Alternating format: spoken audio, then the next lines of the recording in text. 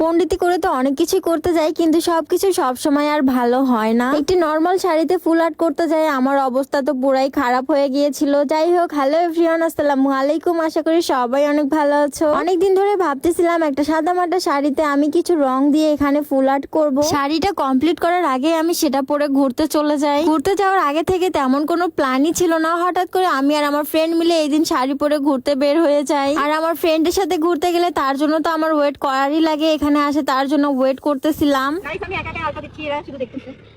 এই দিন আমরা কোথায় যাব, কোথায় ঘুরবো কিছুই বুঝতে পারতেছিলাম না। তারপর আমরা এই তো এখানে চলে আসি। পুরা ধান ক্ষেত সবুজে সবুজ, অনেক সুন্দর লাগতেছিল এই জায়গাটা দেখতে। আশেপাশে তেমন একটা লোকজন ছিল না, কিন্তু ওয়েদারটা খারাপ হয়ে যাওয়ার কারণে আমাদের মুডটা অনেক বেশি অফ হয়ে যায়। আসলে ওয়েদার খারাপ থাকলে পিক ভিডিও ক্লিপ কোনো কিছুই ভালো আসে না। তারপর আমরা কিছু কিছু করে ভিডিও ক্লিপ নিচ্ছিলাম, যেহেতু কষ্ট করে এত দূরে আসছি। আর এখানে চুড়িগুলোকে একটু নাড়াচাড়া করতে যাচ্ছিলাম, বাট কোনোভাবে এগুলো নড়তেছিল না। যাই হোক, তারপরে আমার ফ্রেন্ড আমাকে একটু আলতা দিয়ে দেয়। আজকে তোমাদের সাথে একটা কথা শেয়ার করি। আমার যত পিক ভিডিও আছে সবকিছু আমার বোনেরাই আমাকে করে দেয়, আর তারা আমাকে সবকিছুতে অনেক বেশি হেল্প করে। আর এই তো আমি এখানে ক্যামেরাম্যান হয়ে আমার ফ্রেন্ডের কিছু ভিডিও করে দিচ্ছিলাম। আর এই শাড়িটা আমি কমপ্লিট না করেই পরেছিলাম, যার কারণে ফুলগুলা খুবই কম লাগতেছিল। আর একটু ফুল থাকলে আরো বেশি সুন্দর লাগতো দেখতে। শাড়িটা একটু বড় ছিল, তারপরে অনেক কয়টাই ফুল তুলেছিলাম, কিন্তু এগুলো আমি একা করিনি, আমার বোনরা আমাকে অনেক বেশি হেল্প করেছে এখানে। তারপরে তো সন্ধ্যা হয়ে যাচ্ছিল, তাই আমরা তাড়াতাড়ি করে বাসার দিকে রওনা হয়ে যায়। কিন্তু যাওয়ার পথে ফুচকা দেখে আমার বোন আর আমার ফ্রেন্ড মিলে ফুচকা খেতে বসে পড়ে, আর আমি তাদের খাওয়াই দেখতেছিলাম। যাই হোক, আজকের ভিডিওটা এই পর্যন্তই। সবাই ভালো থাকবা, সুস্থ থাকবা, আল্লাহ হাফেজ।